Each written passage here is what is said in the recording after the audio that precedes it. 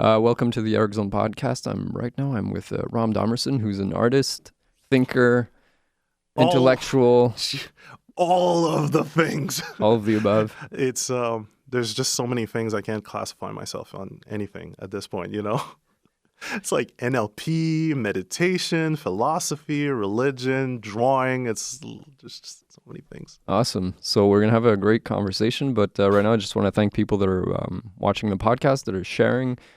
Please go Balado Quebec, which after that goes to iTunes, on YouTube, Ericzone. Thanks a lot. Thanks people for watching, and please share. Awesomeness. Let us proceed. Let it proceed.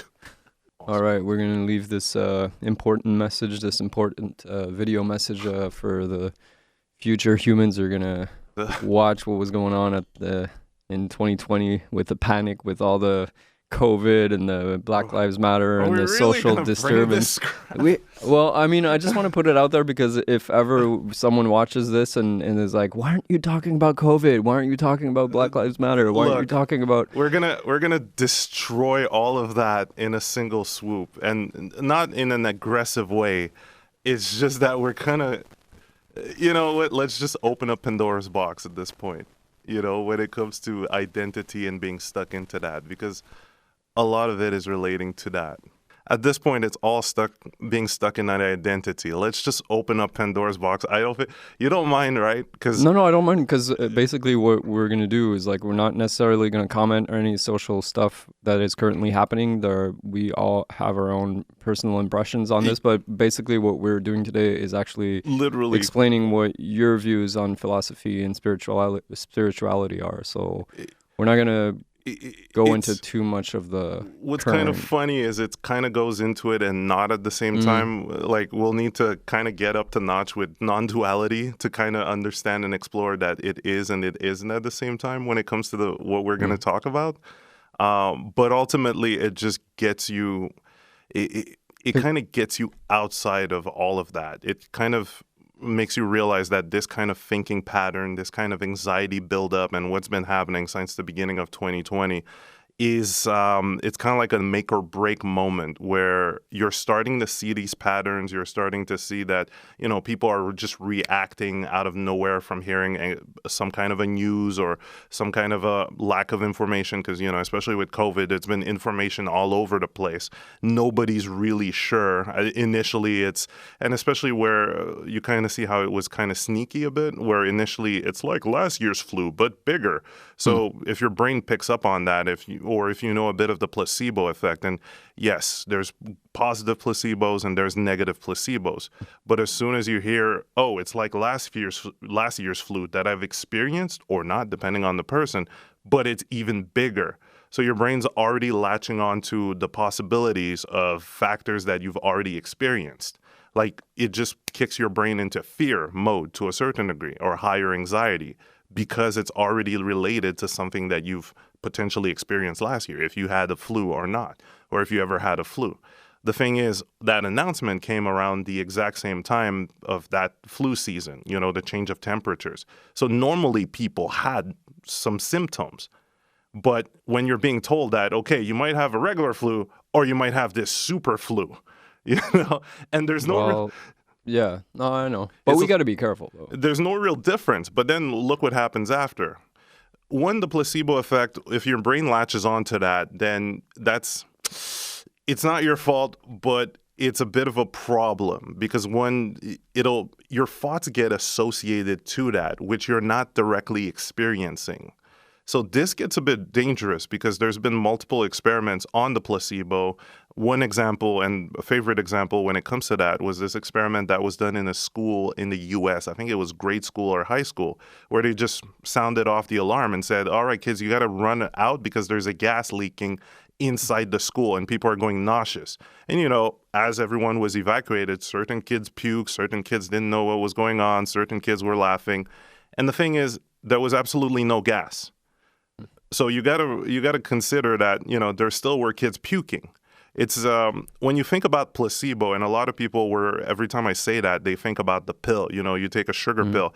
It's mostly referring to the concept, not just the action. It's a belief system. Exactly. Yeah. You know, you can literally get your mind, and we call it placebo on one end, but certain people even go into visualization because athletes can personally psych themselves up to put themselves in a state.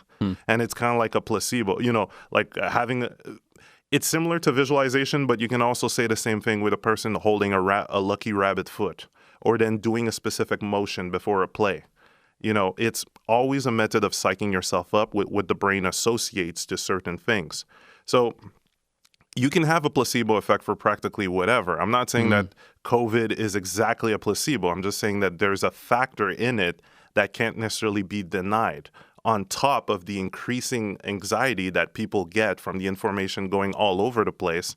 And then until they brought it to Cootie's level of saying, oh, it could be in the breath, it could be in the fart, it could be on anything, and you got to start disinfecting everything, you know? Like, the anxiety level that raises onto a person fucks with their cells, because that's another study where they've noticed a person with a lot of anxiety, their internal cell will break down. It will fuck them over. So COVID, you add the fucking placebo aspect of it factor, you know, let's call it a placebo factor. Let's not call it 100% accurate on that, because, okay, sure, let's just give it a shot. But then you also add the anxiety factor, and you've got 2 arrows to kill you on that one if you roll into that news feed, or if you constantly look into it, you know? But we got to be safe, though. Well, here's the thing, and this is like, where I got to be safe if there's a virus outside, if there's flu, if there's people, there's seasonal flu. Like, still, I have a responsibility. For example, if I go in the metro, I'm not gonna cough in my hand and stick my hand on the bar. Of course, you're not gonna stick your hand on certain that kind of thing. There. But here's the thing, and this is where now we're getting into the formality of words, because that's also a thing to keep in mind.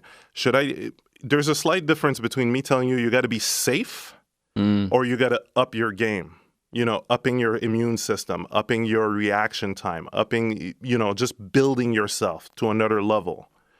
And if I tell you to be safe, I'm not giving you the tools to raise your inner immune system or your inner practices or your various techniques.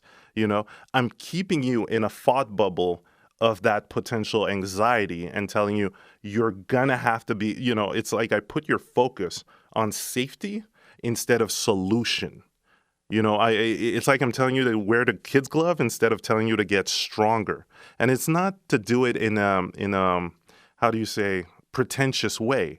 It's just, here are all the tools that you have access to get stronger. It's just that we weren't necessarily, right now I'm throwing theories, but it's like we weren't necessarily indoctrinated to purposefully go that route. Because oftentimes, if you do the wrong thing, then I'm going to judge you and criticize you. But you never needed to give a fuck about my perspective on that. You try things, you try multiple things, and you get the results. Whether you do something wrong or right doesn't really matter, because ultimately you get to the end point. But, you know, with that kind of indoctrination, you're less likely to try stuff. So is this a conspiracy theory? The governments are maintaining us in a situation where, possibly, and again, non-duality, we're going to get used to it. Possibly yes, possibly no. There's a lot of factors that do look like a conspiracy theories, where there's various moves in play being made at the same time as this whole thing happening. And let's not forget, we've only spoken about COVID. We didn't go into the killer bees, because that brought a lot of anxiety in the U.S., you know? Oh my God, the bees! Apparently they were super killer. So that's another level of anxiety. Then the protests, because now you got to start fearing people marching down the street, or guilt being projected on a general mass, you know, for something that you personally as a person did not do. Yet a group of people is blaming you because of ancestry, and that's a whole other puzzle of the mind that we could just literally crash down. Well, we could right now if you want. We could, because all of that kind of goes back into the aspect of fear, anxiety, but all of it linked to the identity. When it comes to us as human beings, we've been trained and indoctrinated to think that we're the mind and body, to think that we're this, okay? And Yeah, because of repetition on TV, actors, they kind of play a role, a character, and those characters are always in the mind. That creates conflict. That creates entertainment.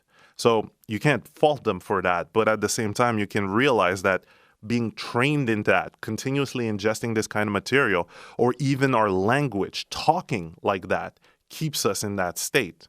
But then you get to a point where you realize, hey, buddy, when I came on this earth, this hard drive, that's my brain, it was flat. It had nothing. I had no value of judgment. I had no perspectives on what's, on separation or black, white, Hispanic, or whatever. You didn't even have the fucking terminologies, You didn't even know what was a square. You didn't even know what was a color. You were just exploring and having fun and discovering, all right? And you didn't see limitations. You just tried shit and figured it out. It was just fun, playful, enthusiastic discovery and continuously getting better at it. And then, you started getting folders from your parents. Again, with the brain being a hard drive analogy, you receive folders from your parents. So their beliefs, what they thought, what terminologies they use with a possible partition of their context or definitions, but not really because they didn't necessarily do so. You get your operating system, that's your current environment, so Montreal, Canada, or US, which just bring you a set of values and type of processes. So, patriotic, or about Kurt Castal. There's multiple things that from that operating system, but that's still not you. Everything that's kind of generated from that, the way that you're going to start thinking about yourself, that's influenced by how you were, let's say, your environment, how they taught you to think, what they were thinking about, how they labeled various things. And you ingested it from the age 0 to 9, because subconsciously you just eat that shit at that age. Yeah. You don't learn about critical thinking, nor do you have enough data to cross-reference it. So it's like, oh, okay, well, that must be it, because my parents said it, and my parent is, the almighty at that point. You got to follow them. But you didn't know that unless they told you that they were as human and, in a sense, as lack of knowledge, in a sense. Like, they're not all knowledgeable. No one is. But it's kind of getting that separation of that perception from your parents and then understanding that whatever they send your way is to take as a grain of salt. Not insulting them, but just going, that's your granularity of experience. It's not law. But over time, you just get hammered into being the brain, into being that collective data, into being those emotions and attitude, being those reflections and those reactions. But hey, buddy, you got to remember, at the beginning of it all, you're not that. It's always going back to that initial point of going, you're not those thoughts, you're not those ideas. But you also got to play a non-duality where you are and you aren't. You got to play with that. You can't just say, I'm separating myself from my name, my identity, and everything. No, that's a bit too brash, and there's consequences for that. You can't just spread out of that. Yet, when you understand that concept and you are able to differentiate as well as balance between both, then you don't get snagged by little shit that kind of pokes your identity, Oh shit, if I'm black and I'm going to react to whatever happened because I'm black. No, you don't fall into that trap because it is. This habit and behavior of reacting based on identity, Even if somebody writes something on your Facebook and you react, you're still identified to that account, to whatever's being said. And you don't need to. That's not you, But to process intolerance, can I at least associate myself to like the human race? Is that wrong to associate myself to that group of? Here's the tricky part. When we talk about intolerance, you kind of have to understand that a lot of people, when you run as the hard drive, you don't tend to filter what you get in there. So there's a lot of beliefs and ideas that we don't necessarily naturally choose. We just kind of get wrapped into that because of the environment. So as a good example, if you were, Westboro Baptist Church, people that were picketing. People were very, against homosexuals and against God was... all of it, They were really aggressive. And the kids that were born in there were brought to the picketing line to picket with the parents. That was terrible. Oh. True. But what started happening is eventually, because they didn't know what they didn't know. So you can't blame them. They were just dragged into that and got those beliefs. But slowly and surely, what started happening is they started communicating with people outside of the church, outside of that environment, and started saying, wait, they're not assholes. They're not going to hell. They're not demons. So they started jumping out of that belief system. Yet there are certain people that don't. So they stay in this aspect of non-choice, again, non-conscious choice of those values and beliefs, which then has them acting intolerantly. But once you understand that it's not a conscious choice, if you ask yourself 10 steps in advance or 10 steps ahead, what is acting like this going to do? Then you got a bit more of a conscious choice. If not, then you're just running from a program that you didn't choose. Okay, so intolerance is a somewhat of a social construct where we're fed that information and our hard drives, like you say, is being filled up with these concepts, and ideas. So your brain, your hard drive, which becomes a lens, to your reality, your perception of reality, that hard drive has a lens when it comes to certain identities now or certain ethnicities, and you never really chose it. But the habit that now happens is people are blaming those people. And what subtly happens, and this is where we kind of dive a bit into metaphysical, but also psychology, is that once you make it a habit to judge another person without knowing their context and without understanding how we don't choose this shit, you do the same thing to yourself softly on certain habits and behaviors. Or you find yourself, shit, maybe I shouldn't have said that. That's a bit like a bit intolerant, or that's a bit, but. And that would be a negative placebo effect, where it's that view or that conditioning is causing harm for everybody around you, but also to yourself. Also to yourself. Okay. Because as you make it a habit to judge the other person that way, you're still using the same mind perimeters, the same hard drive perimeters for yourself. So, you're not really feeling well once you do that and it's quick because the subconscious mind is really fast. When you pick up on those thoughts and you start noticing it with the emotion of separation, or you just start feeling that variation of emotion, which could be another topic to go into, you're kind of able to spot it, how it works right back against yourself. Like guilt? Like you feel the emotion? You feel a bit of guilt, but it's unwarranted. It's unjustified. You feel a bit of guilt from that mind perimeter, which doesn't really tell you the kind of like the gauge or tells you a point of reference. It just goes, okay, naturally this should put you in guilt because popular opinion means that this, or popular opinion says that this is,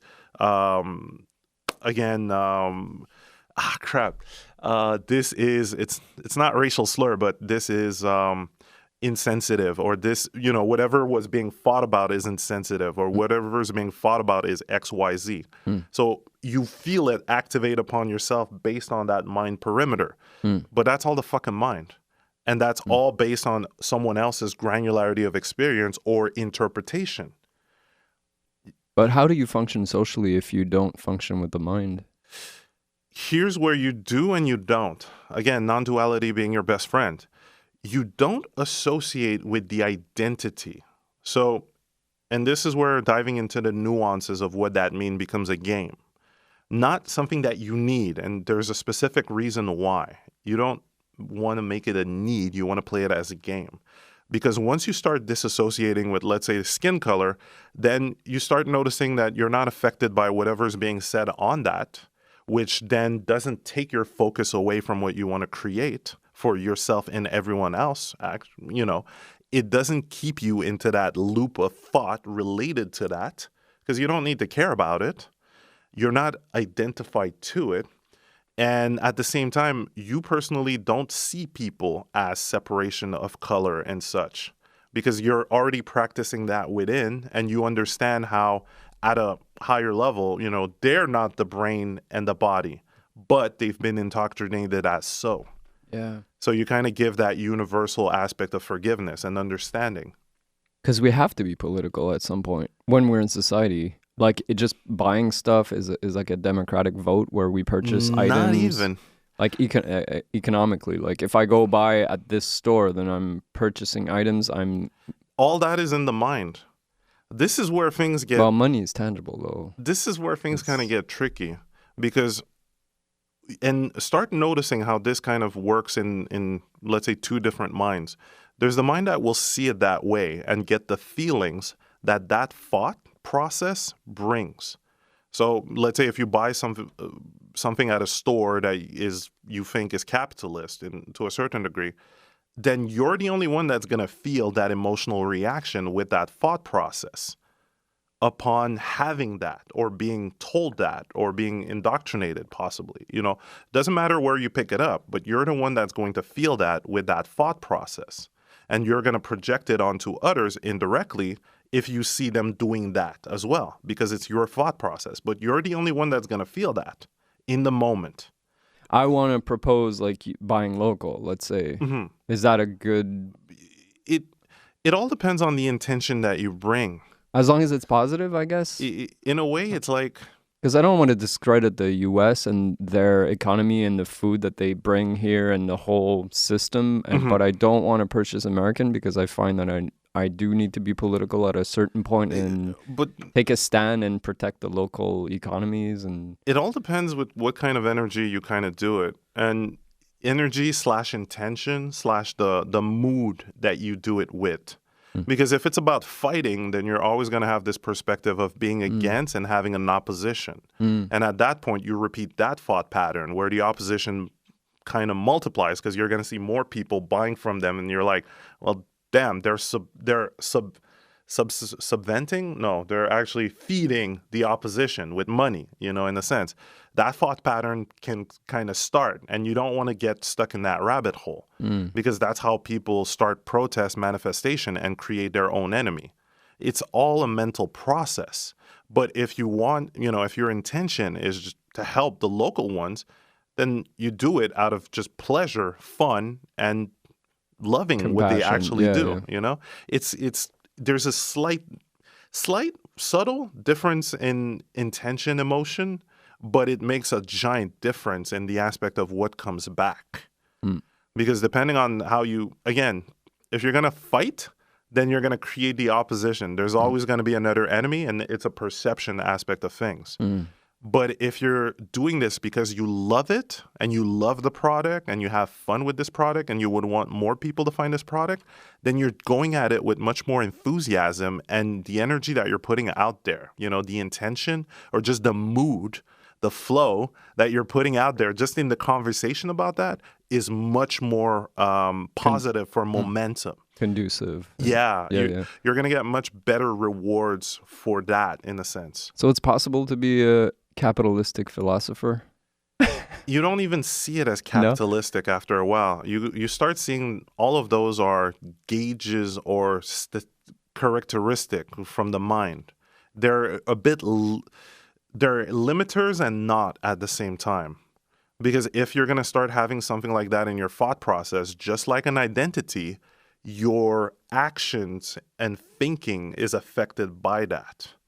And that's, again, the limiting aspect that we have when we still work as the mind and as the body, compared to the soul that we are. Again, we didn't come here with all those perimeters and descriptions and all that.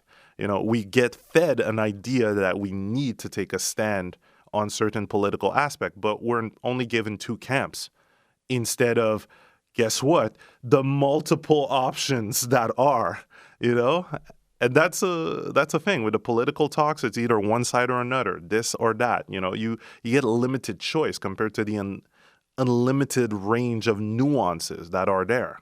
But people can't necessarily process that. They're like, so you're not a Republican? No. So you're not a Democrat?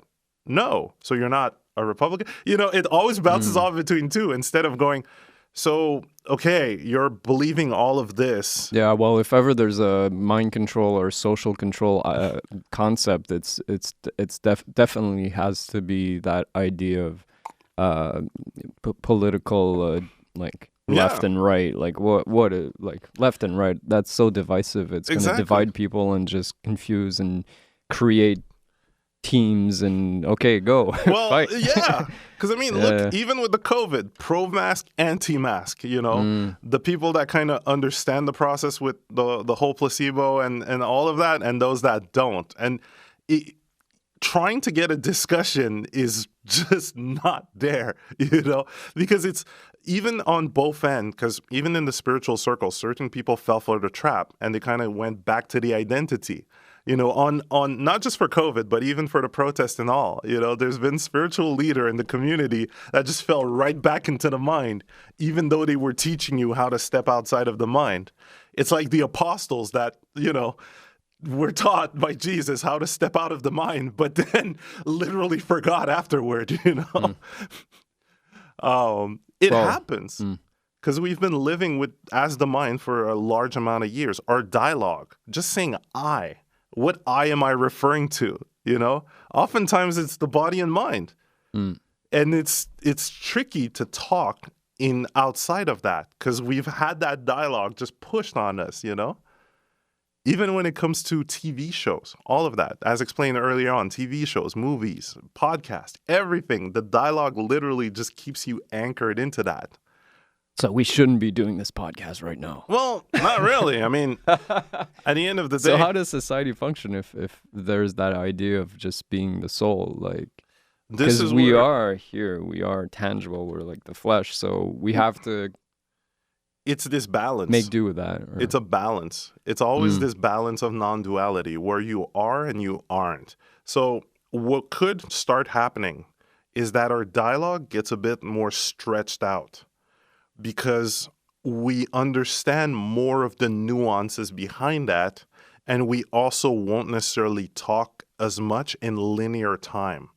Like we kind of bring in context to bring in understandings instead of just saying, here's the event. Like, kind of like that'll be the big difference between receiving information like the news, where it's like, here's the event that happened. I don't know the context of thought and momentum that went on both ends that led to the event, but here's what happened. And an actual discussion where we talk about what led to this kind of thought, which led to the momentum, which created the mood, which created the action, so that we learn from that and then just change it. Because upon you understanding the momentum of your thoughts, how it was created, again, hard drive, upon you understanding that and where it led you to, what it led you to think and feel and then act, well, then you're just able to switch the momentum a bit, because you're like, oh, it's just a different repetition, And here's the thing. If you're associated with the minded identity, you're going to fucking fight for that memory. You're going to be like, well, no, I can't change this memory. This is how it happens. This is that, I can't move away from that. But no, you're still associated with that. So it's self-improvement in the spiritual sense to move forward towards an intellectual enlightenment, and that will benefit everybody around. Yeah. It's tricky to explain even further, because there's a rich depth of granularity, which is now what we can start to have conversations about, because we're slowly starting to move away from the quick, snappy dialogue from TV without any kind of explanation. And when you start understanding how crucial those nuances are within your own context, then you don't skip out on that. So you got to avoid sarcasm, wittiness, and those quick to a certain shortcuts, intellectual shortcuts. Yeah, because you kind of understand it's you don't learn from it. You don't get any kind of actual tangible information from acting like that. You don't, because I don't necessarily want to say self-improve as well, because it's that, but there's also an aspect of transcending prior habits, prior behavior. It's kind of like because if you remove sarcasm and wittiness, then you are safeguarding yourself and others from feeling negative emotions to a certain extent, but there is that fun part of humor that is... It's an aspect of balance. It's not completely removing it, but it's removing it in certain scenarios.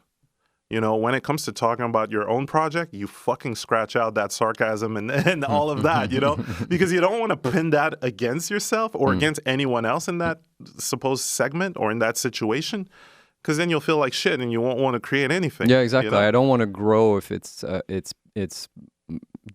growing by destroying someone else or discrediting someone else. Yeah, or that's yourself. what I don't like about the capitalistic idea is the competitiveness, which is sometimes it just destroys others. If you want to reach to the top, you really got to be aggressive and pushing people out of the way, and at the same time, you don't being necessarily assertive and it's a frame of mind, because there's multiple people that have business that never even got into this rat race.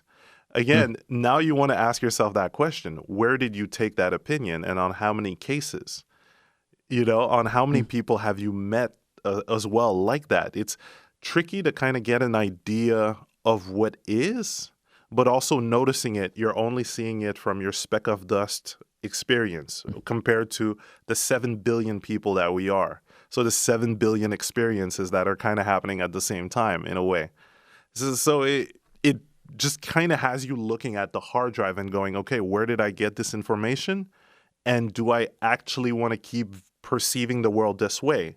Because there's multiple other ways of perception. Maybe I haven't met the friendly capitalist store owner in a way yet. Or maybe I have, but I haven't perceived it because I'm thinking a certain way about that.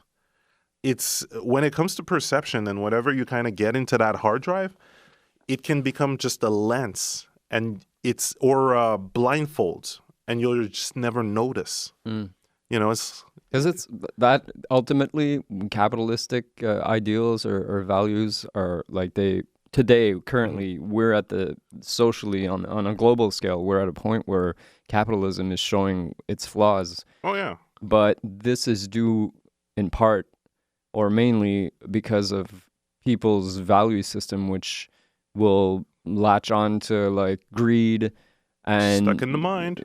Yeah, exactly. So there is a way to be a capitalist with integrity. There's always balance, because one, you don't associate with the term capitalist and everything that's linked to it, and you just create your own balance. That's the trickery when it comes to language. You know, it's like I tell you there's capitalist or there's this, but I'm only giving you two sides. And okay, two sides or five sides, whatever it is, but I'm not showing you a combination that shows you a middle point. I put you in boxes and labels, but the funniest part is eventually once you step out of the mind and the identity, you understand there's no box. There's just a combinations of multiple descriptions and factors. And at the end of the day, you do what you feel like, you know? So how do I latch onto like humility, empathy, and those positive emotions or values that will benefit me intellectually or spiritually and others? Like, how do I stick to that? It's in part, once you kind of disconnect from the mind, you're no longer in this aspect of need. You're able to spot whenever something becomes a need instead of something that would be fun to play with. So there's an emotional difference there. You know, if I need something, then I need it to be a certain way. It has to be brought in a specific way. It has to have a certain rule set.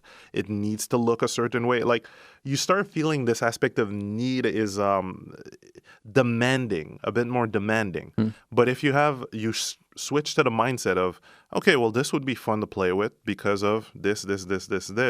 And you know what? This would be fun, but something better as well. You know, you don't automatically need the thing that's better, but you leave it open to that. With that kind of mindset, you slowly start getting rid of prior, let's say, habits of needing stuff or perception, you know, having a stick and fixed perception. You become a bit more free-flowing. And then all those values that you were naming slowly come in because you're not hindered by the identity trap. You know, it's kind of like if you're still stuck in the identity, then there's that kind of repetition going to a certain degree, okay? And again, all in non-duality, so it's all with this aspect of balance. It's not 100% there if you're stuck in an identity, but it's still there. Yet at the same time, you'll be doing a different kind of repetition afterward, and that's leading you towards what you like in a natural state. it's kind of like also understanding that feeling of separation. Upon understanding that and using that exercise of setting up the mirror in front of you and going, okay, if I do this action, how, with the same kind of context, how would I feel if somebody did that to me with the exact same kind of context or lack of context? Because there's a lot of assumptions in our language where we assume a person should know this or has done that or has that intention.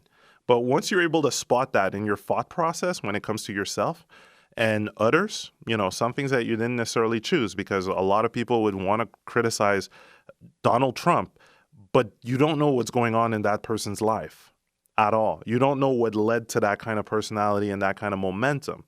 So once you spot this habit of assuming that this person is this way because of what's shown in the media, because of what's said about this person, but you also notice that habit of assumption also comes right back onto yourself. It's negativity. Yeah, and at the same time, assumption. Well, in regards to the example you just mentioned about Trump, I mean, pointing fingers at him through the media filters, which aren't necessarily legitimate.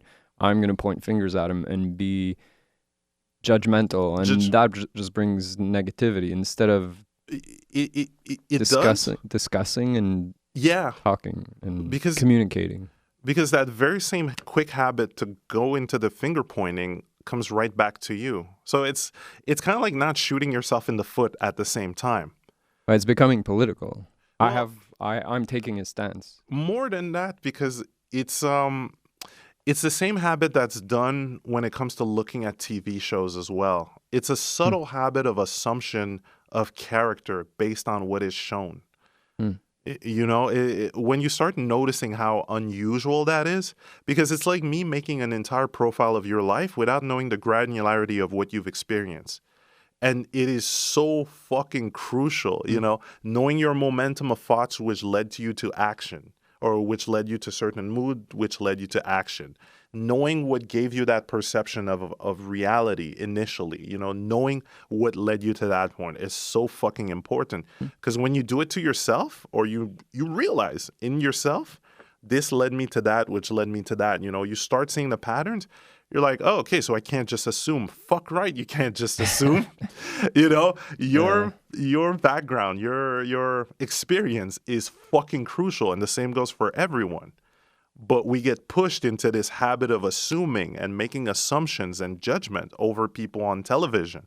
You remember you watch Jerry Springer, and it's like judgment after judgment after judgment, Oh, my goodness. And that becomes a habit. It becomes normal, know? By TV, it was a crazy reality. Like, still today, the commercials, the TV shows, the mind-numbing consumption of, like, just sitting down in front of the TV where you're just being told what to believe. You're being conditioned, basically. Yeah. Well, but with pop culture. And you are and you aren't. Because the people doing the shows, they don't have that intention.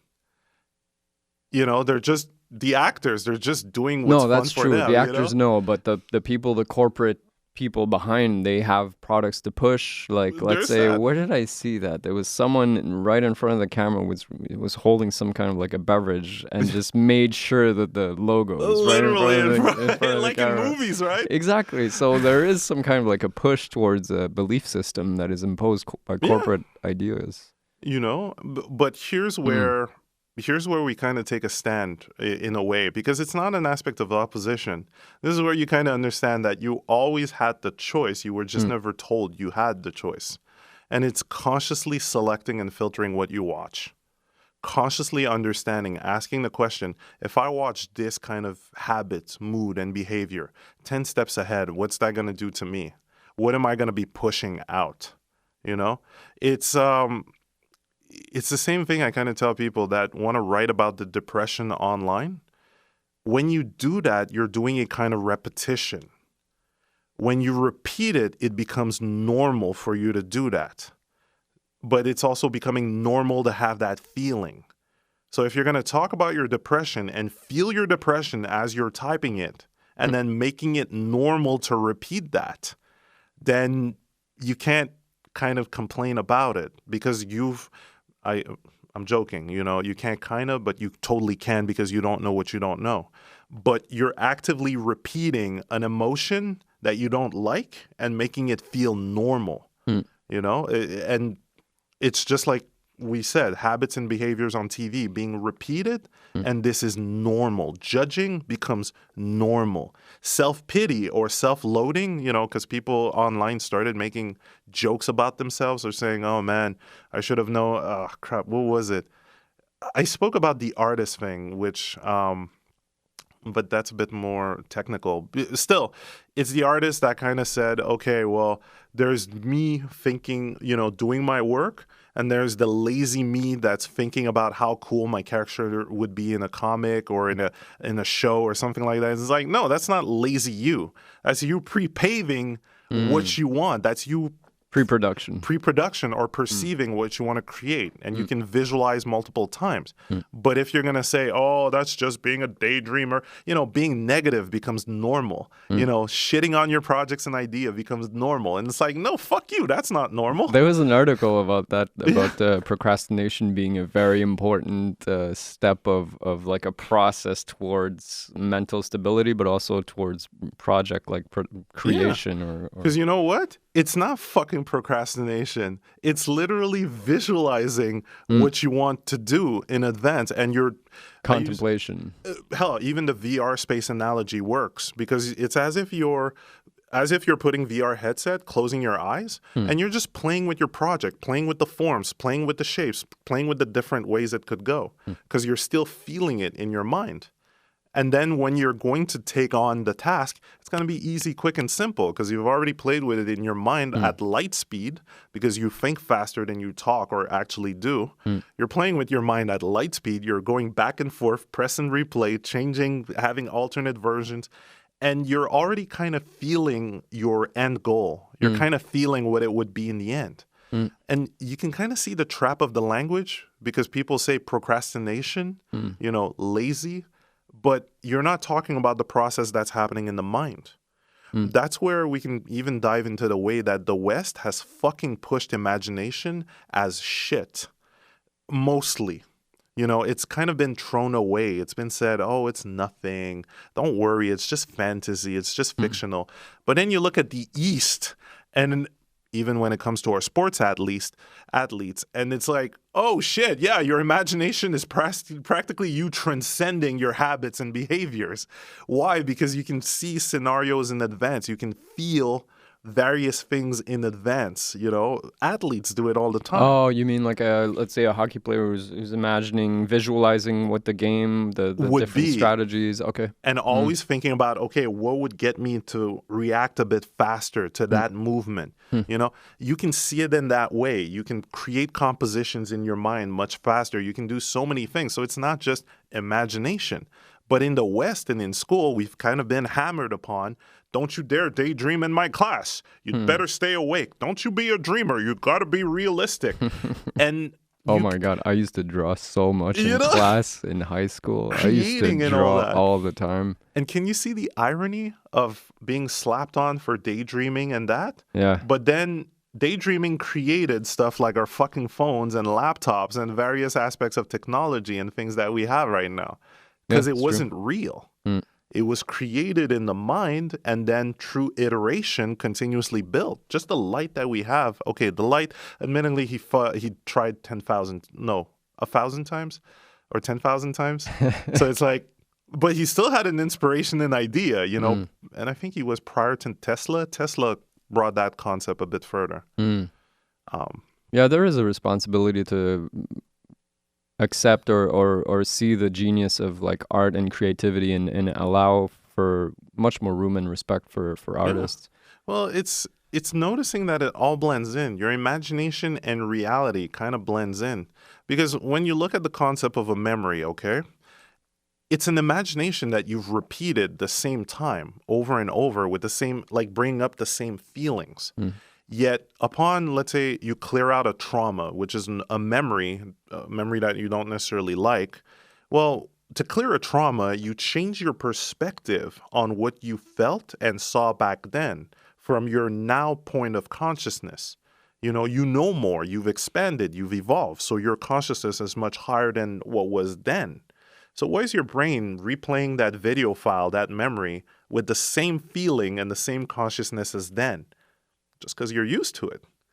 But when you change it and you kind of go, okay, well, the person, let's say if it's a conflict with a person or an environment, okay? The person didn't know what it didn't know. You understand the process of indoctrination, and you understand that you don't make that conscious choice knowing that, am I going to get fucked over 10 steps ahead if I do that? A lot of people don't think like that because we didn't have that information. We needed we needed the events to happen to start gathering that information, to start seeing how our parents trained us, but also how they were trained to understand those links. So upon you understanding that, you let go of whatever trauma is because you're not angry. You're like, oh, they didn't fucking know. Okay. Well, I understand that because myself, I didn't know what I didn't fucking know when I did an action that I don't necessarily like. So when you do that, you clear the emotion in the memory and you see it in a different way. You feel it in a different way. So whenever that little video pop-up of memory comes back, you're feeling it differently. Hell, you might not even have it pop up because you've changed how you perceived it. But hey, if memory was solid and hardcore, then you wouldn't be able to change that. In what sense? Like if it was anchored, tangible or tangible, or just anchored. If this is a memory, this is what it is, that you just can't change it. Because a memory will also be an emotion. Exactly. So it's not like okay, I understand what you mean. When you start seeing that and that you have the power to change that trauma, okay, because that's how you heal, but you have the power to change that trauma, then your memory is just an imagination. To which you've repeated multiple times to feel a certain way. But once you change it, well, you've changed the repetition. So, you change the feeling. And wasn't it shown that sometimes the things that we remember aren't even accurate? Exactly, because our memory is not that good. You're seeing it from a point of perspective in that time, like a point of consciousness. You had a certain level of belief. Yeah, you're hopeful that that's how it happened like years ago. I remember I scored that goal and I was playing soccer and I scored this amazing goal. The ball just flew over everybody and flew back down and into the net. But it wasn't, it's not even what happened. It may not even be what happened, And another person from another perspective and point of view could have seen something differently. Yeah, exactly. So it's like, okay, well, why are we attached to memory? Indoctrination by TV, movies, because it's like, I need to get revenge for this person that did that to me. I need to swear revenge, or you get this indoctrination of that person doing this thing, it's bad. So you must need righteous, you're righteous for acting like that or thinking like that. And it's justified. Justified. And it's like, you're justified for shooting yourself in the foot, So you take that concept, okay? And you start understanding how memory is just kind of like imagination that you repeat and feel, okay? And you understand the link between you feeling whatever's in imagination. Because even when it comes to training yourself for sports, sports athletes, whenever they start visualizing their different moves, they'll feel it. So it's a different kind of feeling that you tweak to tweak your reactions as well. It's kind of like trying to technically break down flow state as well, but it's always in this aspect of the feeling that you've got that you feel in the moment based on what you think about, okay? But now you take that concept and you hear something in the news. You're not even present, so it's not even near you, okay? But you hear something in the news in relationship to something else, okay? If you're still stuck in the mind, then you're going to feel an emotion based on that.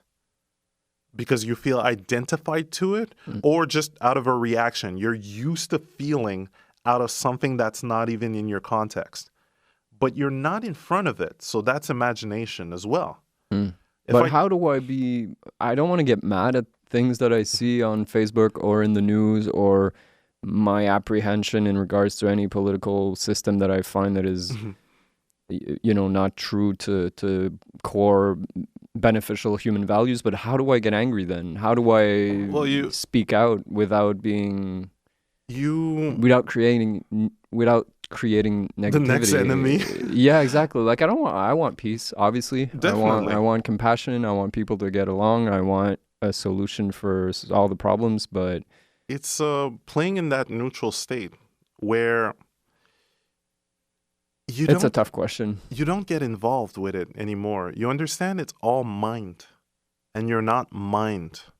So from that perspective, okay, since you're outside of the mind, you're not working with this hard drive, you're not working with the processes and the ones and zeros based on what it associates with. So you're no longer trapped in identity. So you can look at all sides and then eventually just talk and form an idea. You'll kind of create a conglomeration of all those different ideas instead of taking sides. Yeah. And at that point, as you bring it out, you're not bringing it out being against someone or for someone. You're bringing out an idea that's like, okay, here's the base set that would be helpful and as in a universal aspect, Yeah, because I don't want to force anybody or any like business to totally close down because they're using fossil fuels. I want a logical, functional transition towards something more fun, like more beneficial for everybody. So I don't want to force anybody. It's not a thing about forcing, yeah. How can I be respectful when there's such an urgency with everything going on, Here's the thing, and again, that kind of goes back to the mind. Urgency, what's putting urgency? Ideas and things that you've seen that make you think that there's an urgency. So from the get-go, doing it from that kind of intention, from that kind of mood or energy, it's GG, game over. Because you'll feel a need to do it fast instead of thinking about it playful ways that would be fun to bring that kind of topic, to bring that kind of talk. To be respectful. Yeah. Because if you're doing it with need, then it's urgent. It's got to be done that way. It must be, and it's radical. Yeah. Certain people step over others because it's, okay, well, what was that famous quote? The ends justify the mean. And it's like, no, it doesn't. Because eventually after that end, there's always a sequel. There's always a sequel to that end. And those that you've stepped over to get that end, which justified your mean, well, they're going to take that same process and come back, So with that intention. But when you're just kind of going at it and saying, okay, here's what would be really advantageous, but also demonstrating it in a fun way. You don't take sides. You're not identified with any sides. You're just going for what would be fun as a whole, what would help as a whole. And you get a different kind of dialogue from that. So what do we do? Can I take the example of the statues, all the removal of the statues that are based on symbols of racism throughout the history? It's all mind. But what do you do with that? What would you do if you were a part of the municipality and there's a statue there that is problematic? Can I ask you that? You can, but I'm just gonna break down the mind again. Mind saying that the values of ones and zero. Okay, one says statue mean this, then that equals racism. Zero is statue means something else, then that doesn't equal racism. Or statue from, let's say, based on the granularity of that people, the person represented in the statue, his experiences in his life. Not even because okay, I'm off track. Well, not really. It's just one of those tricks of the mind where I see a statue, but what it means is what's internally in that hard drive. And this is the tricky part.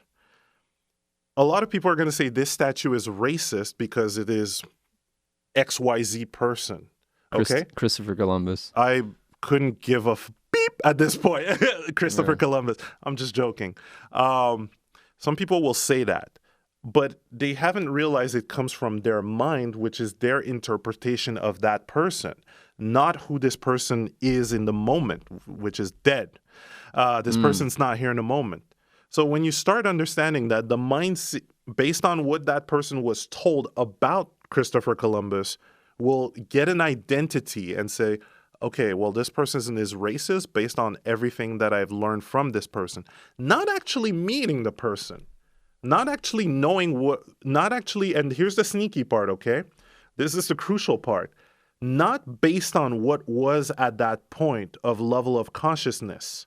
Because you got to remember, at that time, the level of consciousness was low compared to now.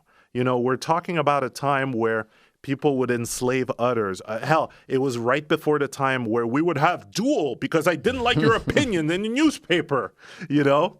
People would just kill each other for that, you know? I remember that from your podcast. I heard. Yeah. Can you give your podcast on YouTube? What's your Basically, address? On YouTube, it's Extrastagecomic, but you can look for the ROM HQ on Facebook and you'll get the links to the YouTube bits and pieces, and you'll even get links to the actual Spotify channeling dump that I do. Because channeling just comes up, I take a moment, record 2 minutes, add it bit per bit, and just let it flow. Yeah, because Spotify. Oh, on Spotify. Yeah. Oh, that's interesting. Okay. Yeah, using the program Anchor, it just sends it to various other places, so I can just add channeling bits. But so yeah, those people back then, I understand historically, like in the time of Columbus, 16th century, or even 15th, it was archaic. I mean, people, their social understanding, the religion was very intense back then. People just went across the ocean. They go there. It's we're allowed to be here because we have God behind us, and so you get out of the way, and this is our land. So. And you can kind of see how people were stuck in identity. I need to conquer this land because it's my name. It's my title. I will have a stand with the queen, you know? Yeah. Imagine the thought process that stays in that. You know how basic that was, but it was big to them. And I'm not responsible for what happened 500 years ago, but and is it because of the color of my skin? That's bullshit. I am supposed to be at least. That's bullshit. Give the information that there was racism or. That's because it's all mind.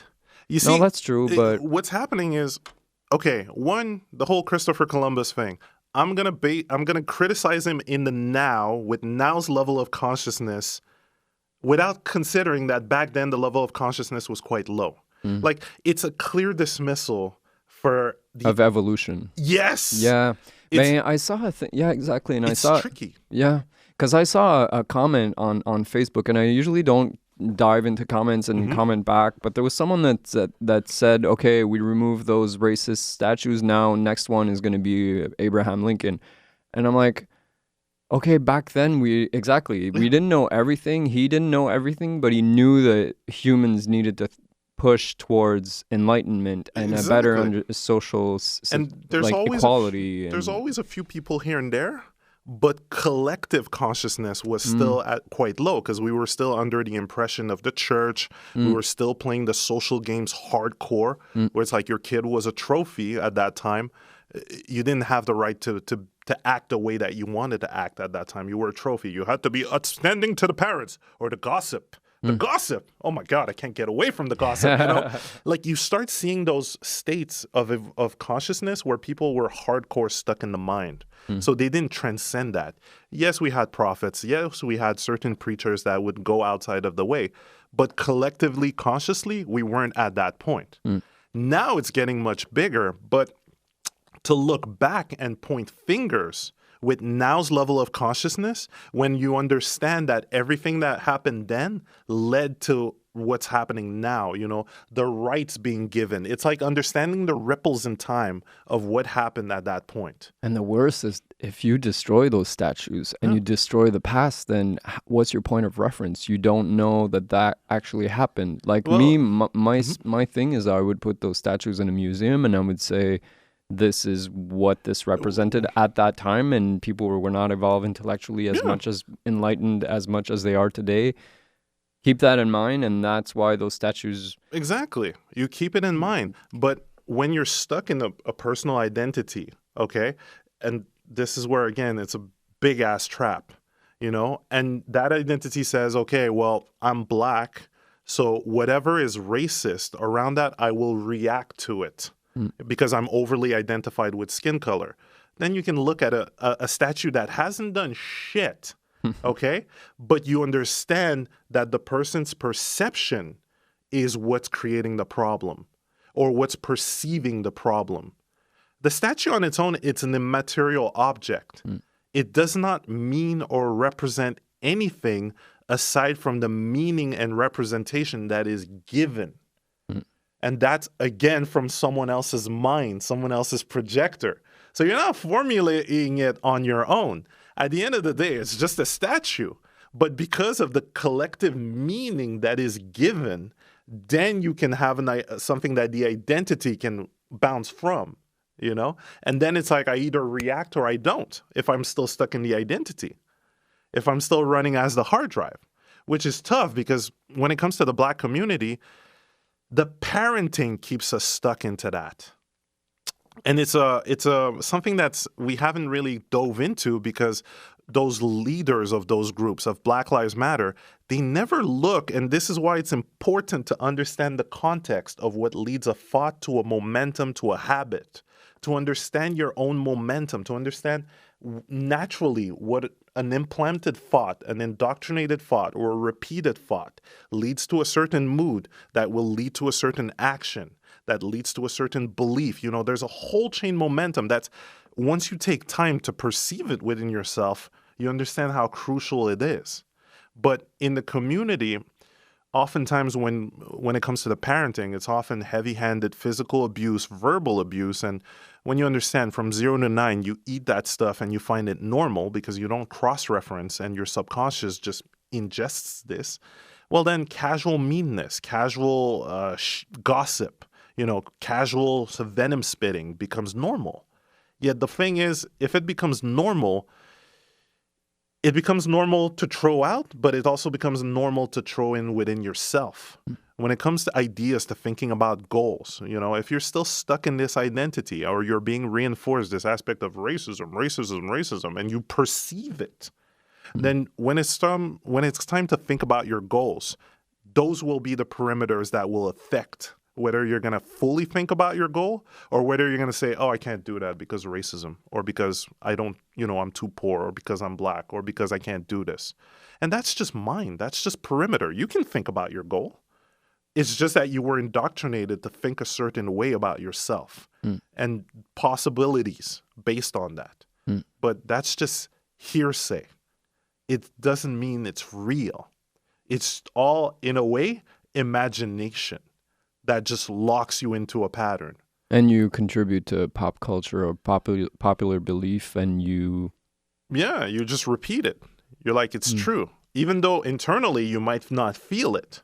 And that's where if you're not too versatile in understanding what your emotions are, even labeling them from time to time, just to see, okay, this means that, I've experienced it a couple of times. Just being a bit more curious, playful. Yeah, what would you suggest for like someone that is listening to the podcast and is interested in your philosophies, and how do you reach that enlightened state or you look as many. I was kind of lucky in a way because I didn't fit into any boxes from the beginning. So didn't really fit in the Black community because I was listening to I was watching anime and listening to hardcore rock, Japanese rock and all that. So I kind of didn't follow that box. There's various other social aspects as well, and even with the workplace where don't necessarily fit the suit and tie type of aspect, don't necessarily fit the strict, direct, long-term, must-be career, you know. There's a lot of things I didn't really fit into. So it left me open to look at multiple sources, and that's key. If you play with this and you don't go with what was indoctrinated, so you just kind of take a surface level of various philosophies, religions, or practices, and you're going to start noticing the interconnecting aspects of it, which is literally just step out of your mind. So you would say be curious and educate yourself, or look at multiple sources. So go with NLP, look at NLP, neuro-linguistic programming, look at meditation, multiple sources. And when I say play, look at it at a surface level. So you don't need to have 100% accurate in there. You just look at it on surface level, but you start beginning to notice the interconnecting nuances. And this helps you break away from the mind because you've seen it or you've understood the concept or seen the concept through multiple perspectives and definitions. So at that point, it's much easier to know, oh, right, I'm diving back into a habit of the mind when I'm starting to, let's say, react to a news that's happening, or I'm starting to point at myself in a quick judgmental aspect because, oh, I didn't do this on time. You don't fucking need to judge yourself, but you're able to spot these things. It's just kind of being a bit more open about studying and loving it, but not in the old school way where it's like, okay, well, I'm going to judge you on a grade. It's a one-time deal. And if you don't get that grade, then you're going to have to restart us. That education system was imperfect. But again, it's part of the evolution aspect of things. Yeah. Because, you know, it was worse prior. You would get a ruler if you didn't get it right. Yeah, there's been a lot of changes in a good way. They're even adding meditation from what I hear, which is cool. Because mindfulness takes you away from from falling into that trap of taking a pill for your ADHD or autism. When you understand it's all in the aspect of mind, you begin more interested in what you're thinking about, why you're thinking about that, what it makes you feel, what you're repeating thought-wise. And at that point, you take more control over it because it's not you. You're not your mind. You know, you can easily scratch out depression or anxiety when you just pay attention. What the fuck is being said? And you're like, oh, okay, that's being said, and I'm identifying to that? Fuck that. You know, you step away from that. And it does take a while. It's having that patience, but also playfulness, because it takes a while to understand that complexity. Yet, because you repeat that complexity enough time, it becomes simple. Just like anything that you've learned. I mean, hell, even the indoctrination that we have, it's repetition. Yeah. We just didn't notice it, you know? And can you tell me in regards to your art, like how was that instrumental to you being focused on? That literally helped me understand the flow state and translate the flow state to thinking and various other practices. Or maybe just tell me about the flow state first, because oh shit, okay. Flow state. What is the flow state? Flow state is you can have multiple examples. It's like being in the zone. You're basically taking instinctive action one after another. You're not necessarily thinking, but you are. Non-duality, whooping our butts. But you're thinking so fast with your emotion, always selecting what feels even better, what's more preferable, what's more exciting, what's more cool to discover and create. But you're doing that thought process so fast that it is felt. And you're not necessarily thinking. You are and you aren't. So is that focus? It is in part. It is in part because to be in flow state, no distraction must be around. So take off your cell phone, you close down notifications. You don't put a movie for distraction because sometimes, depending on the movie, you might get a quote or some event that might happen that'll take you out of that. It's a mix of thinking continuously about what's more pleasurable in the activity. A meditative state, or in a way, okay. You know, you're constantly focused on what's more fun, what's more pleasant, what's more pleasurable, and that includes the activity, the creation process, and everything around that. Because you could even say, okay, what would make this even more fun? Maybe some background music, you know, something different in a background environment, some incense. That could be a factor. But there's also the aspect of your tools. Oh, what's more favorable about this tool? Is it the kind of paper? Do I prefer using a different kind of tool instead? You know, you start making micro selection at light speed to what's preferable. And because you've gotten used to that, your perception is honed in on that. So upon you pushing your perception to something else, you kind of retain that mood, that habit, that because of repetition, you know what I mean? So fine-tuning the context in order to access the flow state. Like you're going to, like you said, incense, instrumental music, anything that'll enable you to focus. To be in that state, but continuously focusing on the positive. And that's key. You know, continuously focus on what makes your concept, let's say what you're doing, that concept evolve. It's like, what would make this drawing feel better? Okay, well, maybe I got to use a different shape, maybe a different expression. And then you dive into that thought, but you're doing this all at light speed. So it just becomes a state of, okay, well, this would feel even better. You're not frustrated at, oh, this didn't work. No, you're automatically thinking, okay, what would feel better? What would feel better? you can kind of start feeling the switch, right? Compared to, oh, this didn't really work well. I don't really like this. This is not as good as my previous thing, as my previous drawing. All those thoughts, limiters. Yeah. In the flow state, you're just kind of going on reaction, but always focusing on that end goal. So, because I've noticed, like, me personally, as when I'm drawing, I go into this when it's not stressful and I'm just drawing because I find it's fun. Yeah. And I feel that I'm reaching this kind of like meditation state where I'm just focused and I'm not thinking of anything else. Yeah. That moment is It's fucking awesome. It's amazing. You know? Yeah. And you can take those very same characteristic of focus, those descriptions of focus or factors of focus, and then translate that to anything else. Because you know how your flow state feels and what are the conditions to get into that, like a recipe.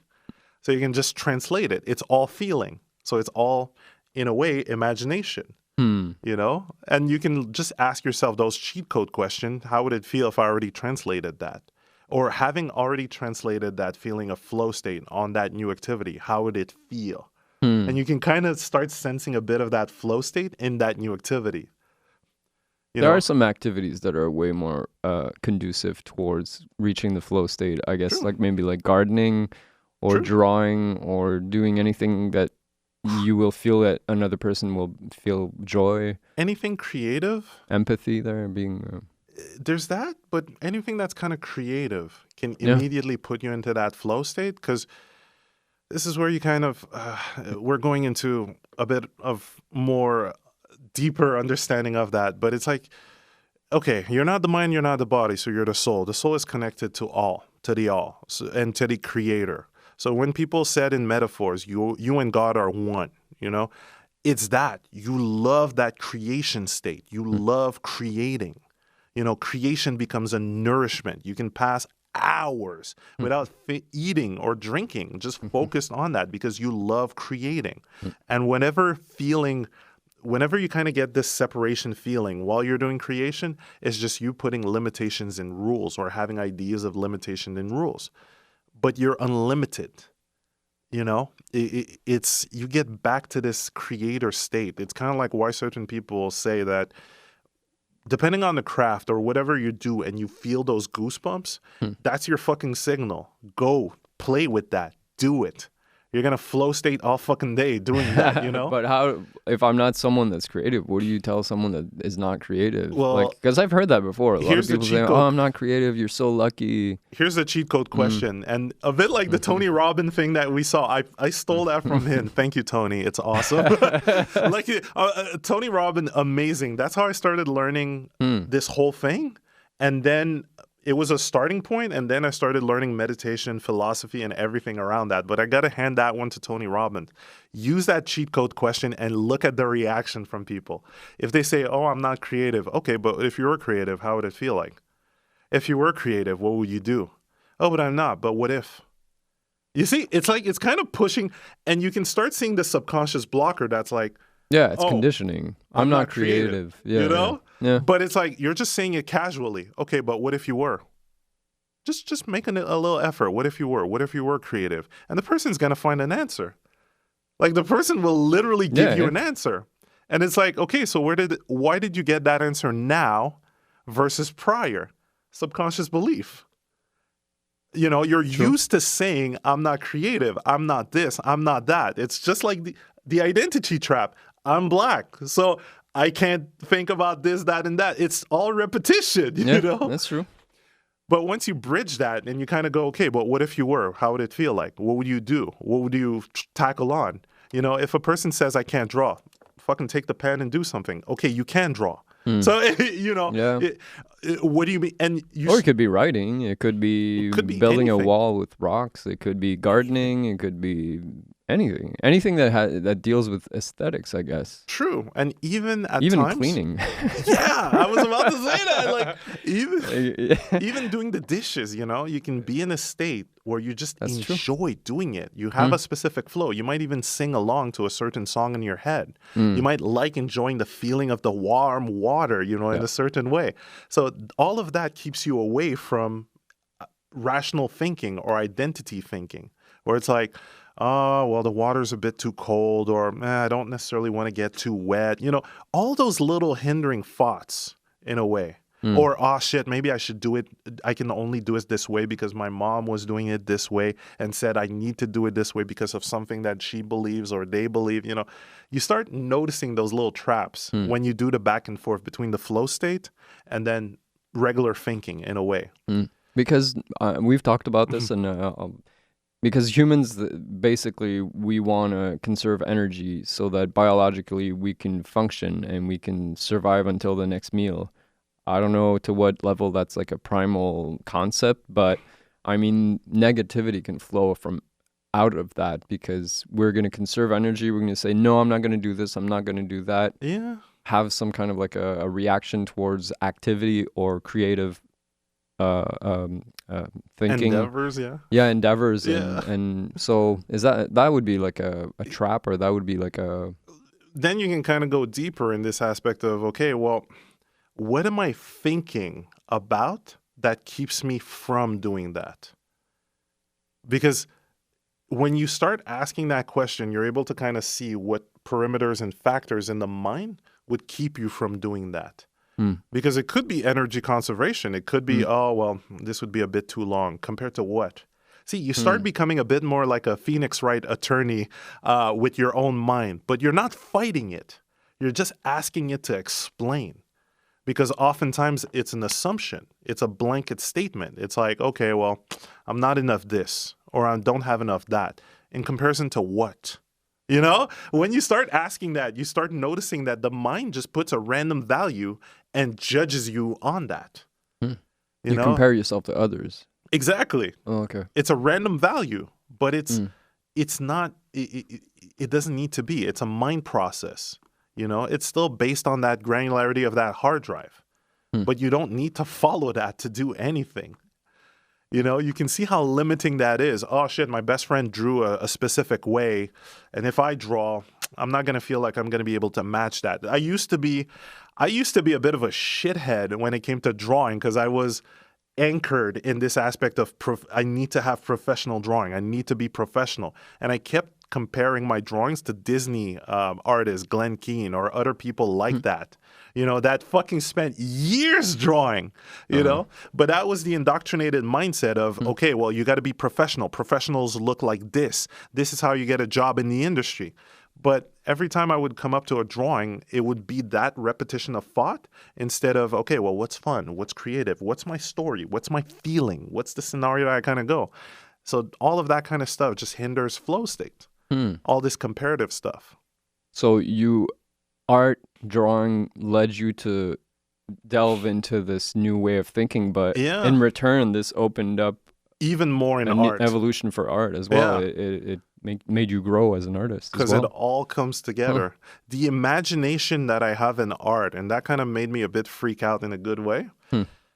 Just like the animator drawing, you method act, or in a way, I method act when it comes to drawing characters because I can feel being the character and creating what led the character to think like that, which gets me much more appreciative in the thought process of conceiving characters like that, not kind of, and depending on the case, but not just generally saying, okay, this character is evil because they're evil. It's like there's maybe something else that's a bit comical to it, but it's not just blanket statement, That's one thing that I find fascinating with pop culture today, and this idea that now there's not just evil and good, there's different levels. Yeah. And it adds depth to a character where he's not just evil. There's actually a background to his story, and you understand, let's say, Thanos from like Avengers. Like, you kind of know why, And that just amplifies that character. It just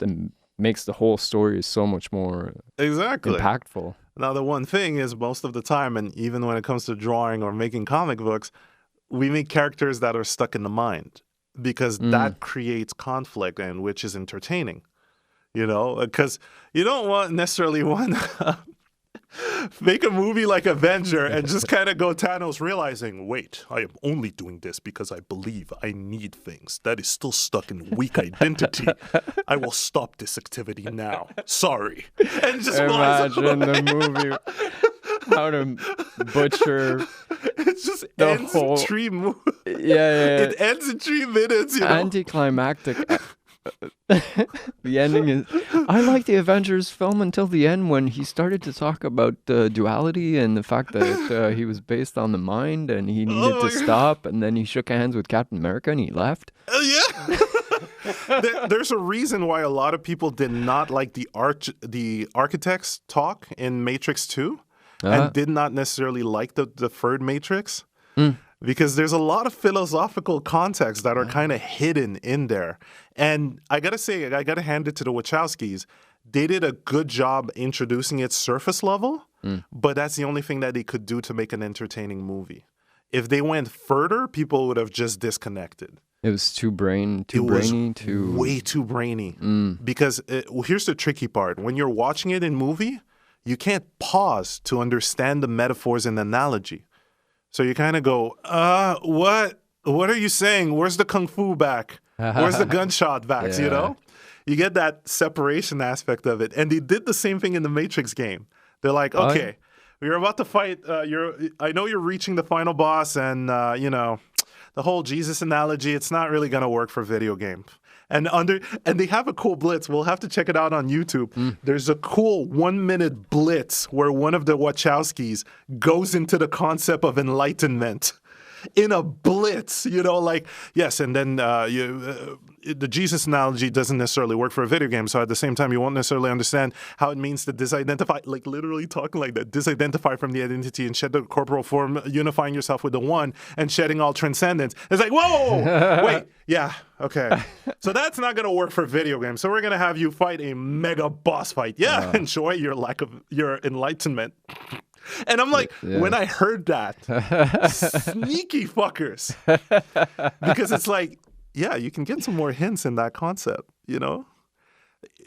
So pop culture is not up to par in regards to spirituality. Not entirely. No way.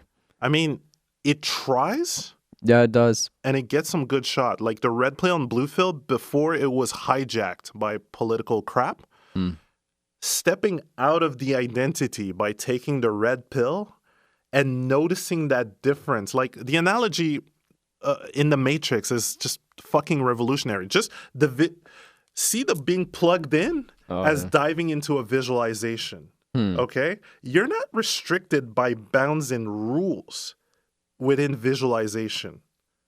So when you visualize your kung fu, I know kung fu, I fucking visualized all moves and patterns. In the movie, it's a bit too fast, it's like half a second or a fraction second, which you can technically do, but that's your mind training would take a while because every time you repeat it, you think faster. So in logical aspect, you can do that, but it would just training. Yeah, exactly, because your physical body needs to be up to level with your understanding of the moves, because you can your leg might break with the first kick if you exactly. I know kung fu, and then you flip and your both your legs break. You haven't considered but my body was weak. It's like, yes, damn. Okay, Neo, it's gonna take a while, And the funniest part is your mind and body doesn't feel the difference, so you'll fucking feel that leg hurt. Yeah. But it's a direct analogy to what you can do with the mind and how you can prepare for various things. But you also see the rules that you're installed in. Okay, in the movie, it goes into flying. Let's not get to that point. I'm not discrediting yogis, but there's a limitation to it. Again, non-duality being your best friend, because you don't want to kind of go, all right, I'm separating from the mind. Let's go. You just blast off, and you don't. I still haven't investigated yogis yet, the Eastern aspect of it, but understanding fakirs and what they do, people that stay in beds of nail, retention to pain, but also communication with animal. Yes, there's some metaphysical properties we can learn, but don't jump into an extreme. Don't. all of it is in due time. So that's a bit of the double-edged sword of movies, because they can't explain the gauge of what you can do. It's not entertaining. Yeah, well, why do you need to go into supernatural? Just basically what we are as human beings is unbelievable. Yeah. Or just being a part of the ecosystem, the animals and the universe, and just that is completely unbelievable. So why would you need someone to fly? Well, it can become or sit on nails, like. It can become an interest after a while. It's not a need. This is the difference. If you go at it out of a need, GG, game over. You're not gonna have fun, because it's like, I need to have that. It's not a playful thing, and frankly, you don't need it. I mean, you don't need it. No, I don't think you don't really need it. But it can be a playful objective. Like, I'm currently looking into a bit deeper into the metaphysical aspect of things, because, okay, quantum physics mentions or justifies that. Various texts in scriptures brings that up. And now I started looking into cases of faith healing as well as quantum physics healing. And I know there's something to this metaphysical aspect that we have. Like, look, literally, when it comes to faith healing, a cool documentary that I saw was Lonnie Frisbee, dude from the 1960s, hippie dude. He studied a bit of the Bible after leaving his parents' home, but he wasn't, hardcore into it. He was still teaching other hippies. Yet at one point, he just went on the mountain, took LSD, and said, "Yo, God, if you're out there, give me a sign." And, oh, yeah, he got his sign. Shit started shaking. He started getting a conscious and logical understanding of the metaphysical. Or maybe better said, he got a practical understanding of the metaphysical. So this guy, as soon as he was hired by a pastor to do not healing sessions, but it turned into that afterward, to do sermons for youths at night. Well, he literally started giving people the what do they say, the Spirit of Christ experiment. Okay. And don't get stuck on the wording, because that's one thing that kind of fucks with us. The wording, the idea that we have based on that. He says it in the name of Christ, but you can do it in whatever name. It's all energy. Yet just the fact that he was doing that, and then people started talking in tongues, which is a bit like channeling, yet the information kind of comes in so fast that you're unable to process it reasonably. So when it comes to channeling, it's like receiving blocks and paragraphs of thoughts of understanding on a concept that you kind of ask a question about. At times, there's other forms of channeling where it is you literally change state and you bring in an entity that starts talking, and that's higher forms of channeling. It's you as the channeler, you go unconscious and someone else or something else is talking within you. That's something else. But when you understand this, it's the same concepts, blocks of thoughts being received, and you cross-reference that with faith healing, where it's like you've received so much information, but you're unable to sparse it out. You're unable to word it out. You just, yeah, it doesn't make sense, But to the person themselves, it does, because they're able to filter it through their mind, their thoughts, not their wording. So it's nuts, but just being able to... I didn't want to say it, but I mean, I've never experienced the channeling thing, and when I see a video of someone who's speaking tongues and is just crazy and just falls to the ground, or is handling snakes, or is believing in like the alpha religious symbol, charismatic individual in the center of the room who's dictating the reactions of people and influencing their behaviors. I find that a little bit strange, but it's there's a part of it and this is where we kind of have to sparse through various things, because the person that kind of falls on the ground, there is a metaphysical but also mental aspect to it. I don't necessarily understand enough to talk about it in description, Okay. Meaning I don't necessarily know if they receive a revelation through that time to fall on the ground, because I can understand the talking in tongues, but I don't necessarily know what they see. It's all a personal experience. Yet it's just like similar to Kundalini yoga or just Joe Dispenza's breathing exercise. Yeah. Eventually, the breathing exercise lifts a fluid, a spinal fluid, to the back of your head, which Really? pushes a bone that drops your natural DMT in your body. Oh. Once that happens, your mind and your body, they just flatline. But you're still conscious. So you're still living an experience unique to yourself because you're the only one that's experiencing it. But you're not experiencing it as the mind with its rule sets and body. Yeah, is that the flow state when the people they just reach that brain orgasm of like In a sense, speaking in yeah. tongue and stuff like that? Because it's similar to that because the thoughts are coming so rapidly that you're not processing them with the logical mind, but you're feeling it. yeah, So you're processing it with your feeling, which has a bit of has logical connotation to it, to the degree that you're in tune with your emotions, knowing what they mean. zero anxiety. You're just free of Free. negative thoughts, and you're just tripping. Exactly, because the negative thoughts comes from the identity, whatever you've learned afterward. You know, again, going back to the zero state hard drive, the analogy, be born again, you know, or become nothingness. Without the hard drive, you weren't implemented fear. You've only learned it through maybe some incidents, some behaviors. But you see that process, I find there's more value to that, your process or what you're explaining in regards to like, that's for me, the way I see it, your process seems more valuable or has more value than the guy who's speaking in tongues and just falls to the ground in religious fervor or just... It's tricky because I'm explaining it in a conscious aspect. Yeah. Yet, ultimately, what you want is to get an experience. So understanding it logically can help you perceive certain nodes and ideas. But an experience like that is life-changing because you literally rewrite the subconscious from your consciousness point of view. Like your mind is no longer active, but you're still rewriting it from that state. Yeah. I've felt that with music, jamming with people, and there's just a thing about a communion between musicians, and then at some point, it's happened so many times where I'm jamming and just improv with my friends, and we reach that communion, which is so like, there's no stress, no anxiety, it just flows, you know? Creation after creation, back and forth, bouncing, feeling one's other's timing, and then kind of flowing into it, but just naturally. It's incredible.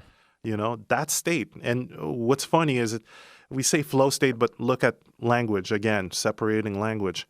We say flow state, but maybe it was also our natural state to begin with. You know, you have no rule sets. You have no ideas of anxiety or all of that. No rule sets because you weren't implemented that. So you just kind of flow. Yeah, I just find that your approach is probably a little bit more difficult because there is an intellectual endeavor to reach that. But I find that if you are able to function in that mindset, or I don't know if I can say mindset, but in that conditioning, then you might be able to grow intellectually. Whereas that guy that's just speaking in tongues he's just spazzing. The thing is, he's having an experience. And this is where... But it doesn't make him grow intellectually. It does. He's just following this guy who's preaching, and he's just... Here's the thing, and this is why I want to learn that, okay? The way he was blasted, and the metaphysical transfer of just being able to put that state onto another is, holy fuck, that's awesome. And, you know, we're not going to... You guys are not in the mind, so if I say holy fuck or god damn it, you know... but... That's actually really cool because if you're able to put a person in a state like that where they're going to get a literal blast of consciousness, then you... But that's charisma, though. It's golden key. No, it goes deeper. Because if it was a normal... I'm walking on the street and I see this guy and I give him a spiritual Hadouken, he's like... He's going to go, what the hell are you doing? You know, he needs to be receptive. There's multiple factors to it. Okay. Because, yes, receptivity is one, yet there's also the metaphysical aspect of the energy. And this is where we're going to dive into that jargon, which I'm not too versed in, but I can try to translate. the energy that the person has within, the conviction, the belief, okay, that is a factor in being able to transfer energy, because the person's personal state influences that. If a person's in a low mood, at a low point, and in a low state, but has the intention to try to give that consciousness blast, it's not going to work. It's like trying to have a depressed person put you into that state. It's not going to work. They're going to transfer their own state. Now, when it comes, because there's the aspect of the state, there's the aspect of being receptive to it.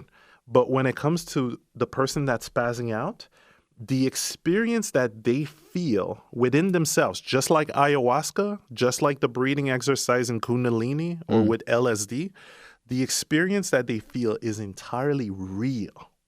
No doubt. And that imprints on their hard drive, their mind. This is why, probably, yeah, depending on the case, because, okay, faith healing is one method, but the people that, like the LSD experiments of the CIA, that can show you what the 50-50 coin toss is. Because you can, with LSD, you can still have a part of your rational mind be active. So you're like 20% rational mind and then 80% unconscious and whatever vision that you have. But that 20% rational mind will still impact you and influence your vision. So like the Unabomber, who's still in prison for what he has done, he received a vision of how technology was going to, hinder humanity, put them, or in quote unquote, enslave them. Because eventually you start noticing the indifference that certain technology create, or just the social media habit with dopamine becomes critical. It's not putting, and it's not saying that it's... Is that guy still alive? The Unabomber? Yeah, he's still in prison. I thought he was... No, he's still there. He's still alive. Charles Manson died, but he's still alive. He's still there. I thought he was on the electric chair or something like that. No. But can you tell me about the 50s, the LSD? Because LSD just so that people know what... He was taken as a mathematician, a university mathematician, and the CIA were making experiments to try to see what LSD does to the psyche. At the universities? Not exactly sure if it was directly at a university. They just took this guy from a university. They took the Unabomber. Yeah. And a couple of other people. And he didn't react well, obviously. He didn't react well because, and here's the thing, when you take a substance like that unprepared, you still have your rational mind active at a certain percentage, which will influence your perception of that event that you see. Because you're refusing the trip because it's been imposed on you. Okay. You see, you're not prepared, so it just comes and it slams. So and causes damage to the psyche. Here's the thing. Depending on that percentage of rational mind and how ill-prepared that you are, if you're still thinking in survival, if you're still stuck in the survival mind, which will have you fear, anything that can kind of bring up fear, your survival mind's going to be like, whoa, okay, I got to watch out for that. This is important, And you're not necessarily taught to a balance. And of course, in the 1960s, we didn't necessarily have the understanding of balancing whatever revelations that you get through this vision. Only now they're starting to realize the benefits of LSD and certain drugs that will treat even depression, I think. Hell, even ayahuasca, when you're accompanied by a shaman, you get this person, this assistant that will tell you, what are you seeing right now? No, this is all in your mind. You get this outside interference because you're still unconsciously, your mind and body are still knocked out, but you're still going to be able to perceive and hear someone at least guiding you through that. But with the LSD experiments, it's the 50-50. You got no one guiding you. So it's like once this guy received this revelation, this vision, this understanding that technology can, and here's the word, can fuck with humanity. Well, he saw it as an absolute. He took it as a mission. His survival mind's like, shit, I got to save humanity. Because fuck that technology. I can see how it's going to dumb people down and fuck with people. And then he started doing what he started to do, chucking letter bombs and then hiding off in the woods, being a survivalist. That's an extreme. But through those experiments or just people around that time trying this, we also had good results of that 50-50. Steve Jobs, how did we get Apple? Yeah, Hell, LSD has benefited for a lot of musicians in the 60s and musicians, The thing is balance. Because when you do it like that, you play the 50-50 game. But if you practice Kundalini yoga, that's why they say it's the most dangerous of the yoga. Because once that DMT hits and it drops in the blood cell, if you haven't prepared yourself, you're playing that 50-50 game. But to do the yoga, you got to prepare. It's like the Joe Dispenza meditation, same impact. But because you were prepared through breathing, you're not just kicking yourself into a 50-50. You actually prepared yourself with visions of what you want to create that are going to be played, and that's the cool part of his program, that are played in a kaleidoscope type of method, similar to the revelation that you reveal or that you receive in that state. And that's kind of trippy. You'd have to, and it goes back to having the experience. I can explain all of this and kind of bring you some visualizations that you can have in the mind that are similar, but having the experience is different. Which is why we can't. The guy that's kind of passing out and talking in tongue, he's having an experience, Yeah, he is. But we don't know what it is. But I don't know to what extent it's contributing to that idea that it might work, but actually he's just pretending that it's working. Or I don't know. It's straight up that kind of... Because, maybe I'm judging too much, but I just find it's not as... You'd have to have the experience. Personally, after trying both the meditation and both, actually, that was one different practice of meditation that got me to that result unknowingly before I started understanding this. But eventually I just focused on the breath and it just hits. It just kind of hits you at one point. It's like a blast of understanding and consciousness. And you start crying because you're understanding yourself as a whole.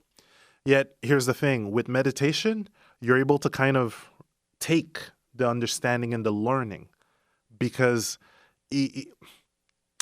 you're still kind of conscious and not.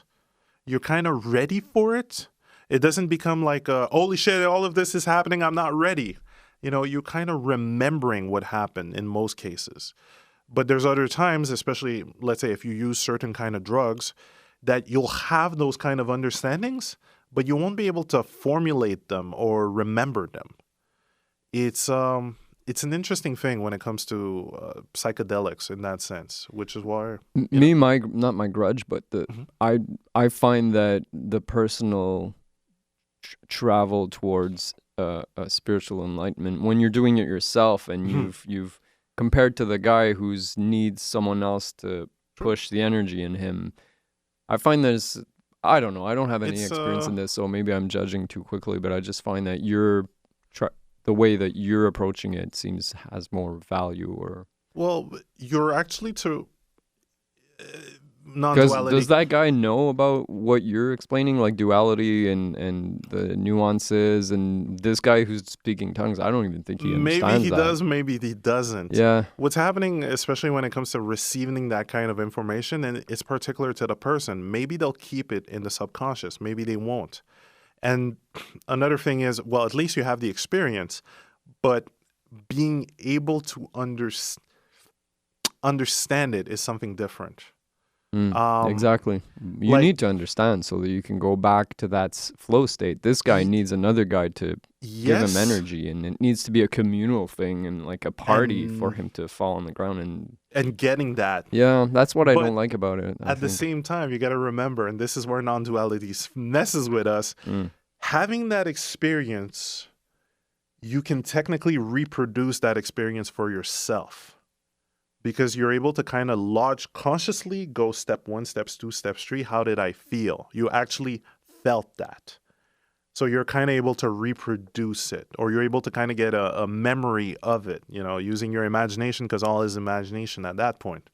So you're kind of able to reproduce it if you feel consciously that you want to. But oftentimes what tends to happen is they feel a need to go back to that, or they feel like it's the only way that they can attain that, which is the double-edged sword when it comes to church, because you got to go through an intermediary. Yeah, exactly. It's the beginning of institutionalized religion at that point. But that dude specifically, and certain dudes like that, they have good intentions. They're literally, hell, even when it came, which was kind of funny, even when it came to a mini conflict that he had with the pastor, because remember, this dude's mostly hippie type, Woodstock type of deal, and you have conservative pastors wanting him to act a certain way. And eventually they started seeing what was happening, and they're like, well, we don't want that. That's witchcraft. Yeah, exactly. And it's like, well, you didn't have the experience, and he just did it. And it's like, knocks all the priests out. With literally did that. And it's like, oh, fuck, we're going to have a problem with this. You know? Yeah. So changing the status quo. Exactly, because this guy was literally practicing what Jesus did as he did it, not necessarily continuously referring to the misguided or misquoted analogies. Some of those experiences can literally lead you to at least a string of enlightenment, or a stream of thoughts leading to that, you know? Because you're getting a mega consciousness blast. Speaking in tongues, you don't necessarily understand everything that's kind of happening or being said, but in the person's mind, that information just pours through, which we don't know what it is, or if the person's going to consciously remember it after. But it is still a taste of it. And just a taste of that gets you to start wondering, okay, there's more to this. What else is there? Yeah. I'll take your word for it. You know, I just find he's the person. My impression has always been that the person that speaks in tongues is just not faking, but he's. It's because you didn't have the experience, and also maybe. But I've had that experience, the flow state through music, through laughter, through just a sensation of feeling very. Good, like unbelievably good, but I don't need to go into that. Well, look at that as one state, and then look at the other as like possibly an extension or an exaggeration or a higher state. Yeah, it's introductory to. In a way, yeah. The thing that's too bad is it's an experience that's being given and not necessarily, depending on the person, held to repeat. Yeah, exactly. You don't necessarily understand the factors that happen. It's literally somebody that's blasting you. You can get the emotion repetition, so you can kind of go, oh, it felt like this. And you can kind of hone in on that feeling to then be able to repeat it if you do it consciously or if you're in that state of mind. Because you might, the mind might just default it back to that person, which is not what the person wants. Well, depending on the person as well. See the granularity of nuances that you can play with here? True.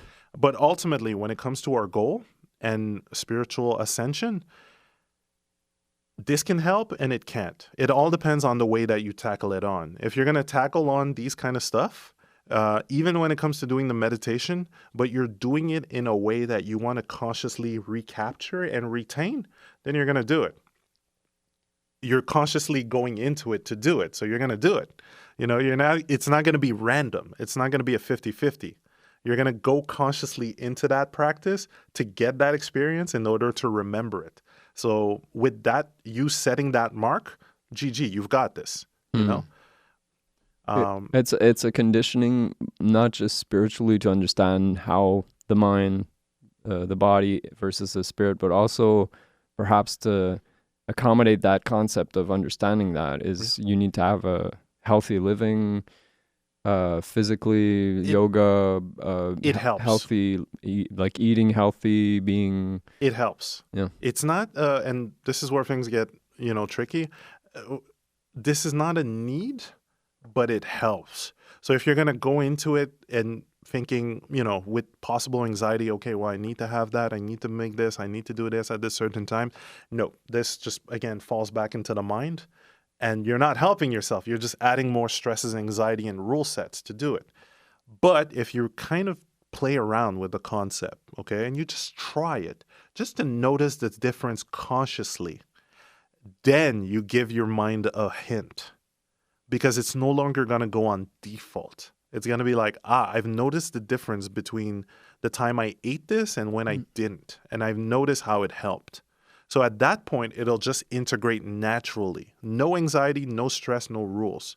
You just kind of go, oh, this is really helpful. Okay, cool. I'll continue that. Yeah, like you were saying before, like the incense, the music Yeah, to inspire the enhance. mood to reach that flow state. So food is the same Food thing. is the same If you thing. just, I don't If know. if you're stuck with food that will give you what they call the itis, or not indigestion, you just kind of feel You're not gonna eat junk food and then do a exactly, meditate and yeah, you won't. It's gonna affect your internal system, Ex- even when it comes to sleep, and that I'm slowly yeah. learning from Sadhguru. His classes online. I finally said, okay, $75 is nothing, so I might as well learn from him. Hmm. And there was a part, sneaky person. I call him sneaky because he introduced the aspect of food in part 3 Hmm. and then said, okay, well, yeah, but you're going to learn the rest in lesson 6. And I'm like, ah. And what he brought was understanding the aspect that if you're going to eat vegetables, or you look at a vegetable and it's going to decompose, like you leave it a certain amount of hours and it's going to decompose.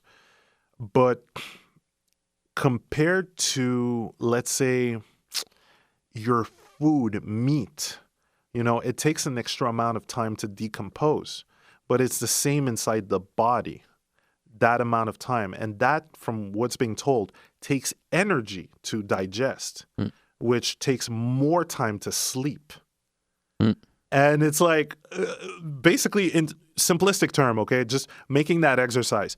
Have a full salad day versus having a meat day, or have a fruit and salad day versus having a meat day, and watch how long it'll take you to sleep with meat and how little sleep you'll need with salad.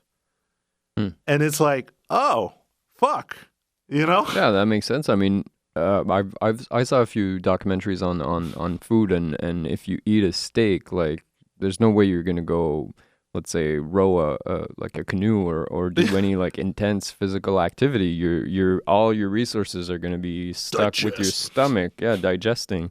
And that's why, and they compared that to, they gave meat, I think, to a team, and then another team they gave carbohydrates, like very Yeah. proficient carbohydrates, like potatoes or something, and you saw the difference. Like the ones that had steak, they were just not able to function because they were too busy digesting. So, Yeah. and sleep, I can understand. Did you It's, know that you had to sleep on your left side to digest I more did not readily? know. Yeah, yeah. Holy When you shit. want to digest, you have to, because your stomach, the way it's Oh. apparently, Holy shit. allegedly. More things to test out. And that's the Yeah. cool part, because we get to this fine tuning aspect. We care a lot more about ourselves now, Mm. and we get into this fine tuning aspect where we're not going crazy into mid maxing, but we have fun playing with the little factors and values, like a different kind of change of, like when I switched from coffee to wheatgrass powder at work. When it comes to wheatgrass powder, it just gave me a lot more energy and no crash.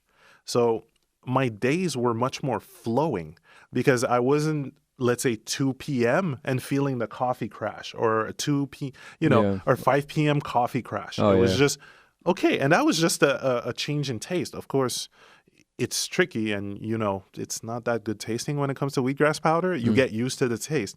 But when you kind of get your conscious mind to understand, oh shit, you've actually made yourself a stat boost just by changing that, you consciously feel how music influences your mood and what it leads you to create. And you bring that to another level. You consciously know what your thoughts lead to, what mood leads to what you create. True. So you start wondering, what am I reading in the morning? How am I setting up my day in the morning? What am I opening up in the morning that's going to influence my mood? Because here's the sneaky thing. If you're too identified with the mind, you're going to wake up in the morning, go on Facebook, as some do, open a feed. There's a news on something. This thing that I Yeah. hate, But then that thought repeats over the day. That thought influences your perception of reality, because you didn't perceive reality that way before you got the news. So that thought influences the rest of your day, how you're going to act towards other people. Because depending on the thought, let's say about the protest, there's some things you don't necessarily want to talk about because that's like walking on eggshells. So you're going to feel a tad bit of that. That thought gave you a bit of anxiety. Just that thing that you picked up, just opening up Facebook in the morning, right? But you look at the momentum of what it creates, and that takes part of the fine-tuning. Again, not crazy min-maxing, but a bit of min-maxing. How is my mood impacting how I interact with others? That's supremely important. Yeah. Yeah. But oftentimes, and that's the indoctrination. I really want to find a better word because it has a negative connotation. And I don't like the negative connotation of saying, okay, well, they must have thought about that to do that. It's like, no, they didn't know what they didn't know. But the indoctrination of go, go, go, fast, fast, fast, get over there, perform. You must do this. You got to get 10,000 followers and all that. Yeah. You eventually don't care about that fine-tuning. You're beelining toward that objective, or you keep focusing on that objective with whatever perimeters and rule sets that the mind has. So you kind of dismiss some of those little elements that you could use to fine-tune yourself, or even looking at your thought process, And slowly and progressively, it becomes normal to have depression. It becomes normal to have anxiety because you haven't necessarily listened to your thoughts to gauge what affects them, which affects your moods, you haven't done that momentum because it's like snap, snap, snap, quick. I don't need to care about that whole momentum, whatever. Go, go, go, fast. But that momentum is the most crucial thing in your fucking life. Yeah. So there needs to be an enlightened consumerism. There needs to be just more people stepping out, understanding that difference between the mind, the identity, the hard drive, and who you really are. Once that definition is more understood in a practical way, felt, experienced, then you're going to start seeing people making much more conscious decision.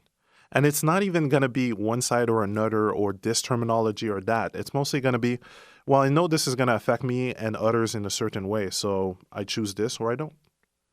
It becomes much more stable, grounded. Yeah. And you're not working off other people's perceptions. It becomes a bit more universal because you understand other people's perceptions like yours from the mind and whatever's been ingested. It's not anything that's been really experienced. It's always a perception from someone else that's being pushed or subtly ingested. Yeah. But it's not an actual experience.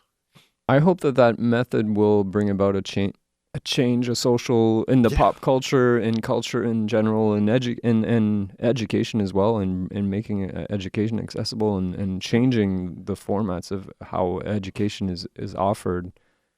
There needs to be I understand that. That, and that's why I'm really happy you're here today to give your advice and your understanding on philosophy and spirituality. It's very enlightening to speak with you. And thanks, man. We've been talking for 2 hours now. I think we're gonna have to. Is there any other things we haven't talked about that you want to? We've maybe. Do you want to give again your YouTube pages and your Facebook where people can go see more of your videos? That would be, when it comes to Facebook, just check out the Rom HQ, THEROM HQ, and you'll have links to the YouTube page. You're going to have links to the podcast, Twitter, but Twitter is just telling about the podcast. I don't stay on social media feed. You don't want to land on those landmines. Yeah, I understand. So, and any projects coming up aside from the... A lot of... Like you can kind of notice, this channeling is just happening. So at this point, I just want to set those up and understanding that everyone has a different definition of certain words and the different descriptions of certain words. I want to try to bring these into little drawings. Like just quickly do a drawing, a bit of a symbol to try to explain a concept, just to help people disconnect from the mind, but understand the balance between doing both. And possibly a visual medium, seeing that emotions are your universal language in a way. We might not necessarily connect with words and terminologies, but emotion-wise, we can all kind of connect around that. This could be a better approach, or maybe something that would add to it. And what about, well, right now there's COVID, so I guess travels are out of the question, but eventually... Totally go to Japan and India and all those countries, you know? When you come back, or even before, man, I don't know what's going to happen with COVID, but for sure, when you come back from those travels, we should have another talk, and you should come back here. And, that's going to be interesting, because especially if, and not going into conspiracy theories, but especially noticing the rise of anxiety and everything that, as we spoke earlier on, when it comes to that, and people just disconnecting a bit from that, not going in the momentum of the anxiety, which would cause them to literally contract other illnesses. It's going to be interesting to see how government and media are going to get a bit called out for that. Because a lot more people are starting to get frustrated at the push of information, the discombobulated informations that raises anxiety and then just adds more illness. And people are starting to pick up on that. Nevertheless, people need to be safe.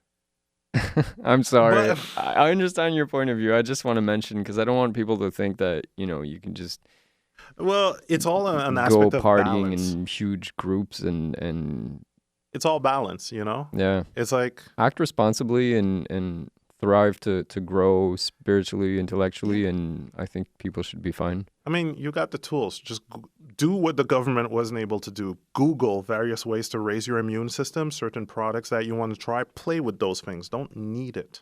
You play with those things because you won't get the anxiety of, it must work. That's another thing with the mind. We could just go hours on with this. But there's a subtle difference in that is crucial to understand, especially in the way that all of this was presented. And yeah, just Google. Do what the government wasn't able to tell you. Google, test out various ways to raise your immune system.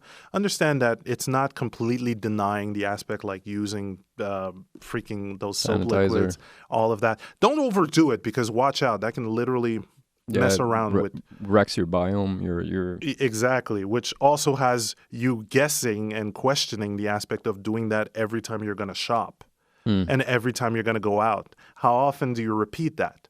Remember, repetition is everything. So if you're going to start messing around with your, with good intention, which would have been a great topic to go into, the trap of good intention without the information the trap of good intention from a perspective that was indoctrinated, but not necessarily understanding the fallback of your actions done. It's like telling you, stay safe, stay safe, okay? And telling you to use those products on your hands, but without necessarily knowing what it does to you.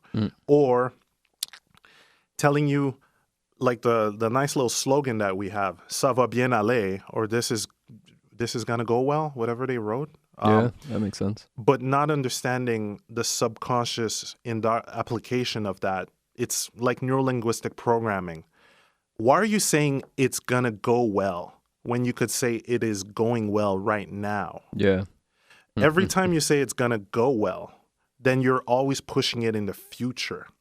You're not doing it in the now. Your brain feels as if it's going to be in the future. And this is why stay up to date with your thoughts and those spikes of anxiety and moods. Because when you start noticing how a little word can change how you feel, and that you either project a good feeling in the future, but you're not having it now, or you're having it now because you've changed the word, it is fucking fine-tuning there, And it's good intention. I'm not slamming the person that did that. It's all good intention. It's just that subconsciously you're sending a different message. True. Play on words. Play on words. But because of our language, there's so much of that. There's so many assumptions, So play with this. Don't jump into extremes because you don't want to say, fuck those people, they did it purposely and all that. No, you don't. It's not their fault. But you also want to understand the good intention that led to something that wasn't necessarily working. So you just switch it out. Just switch it out. Words of wisdom. Shall we end this podcast? No, there's more. No, we could talk for like 5 hours, but I'm going to have to edit this. So I know. 2 hours is a long podcast. Okay. But you come back whenever you want, man. This is awesome. I really enjoyed talking with you, and let's do more. It's been fun, man. Yeah. Thanks a lot for having me Usually here. I say 10 episodes, but we'll see. Come back for sure, man. For sure. Definitely down for that. Your podcast is awesome. Thanks, man. The whole setup and everything, man. Come back whenever you want. So thanks, Rom Domerson. Thank you very much for being here. Really appreciate it. Thanks, Eric. Your podcast rocks. Please, I'm a humble person. All that is in the frame of mind. Yeah. You can balance it. Play with this. Thanks, man. No problem. Thank you. All right. All of you too. Awesome.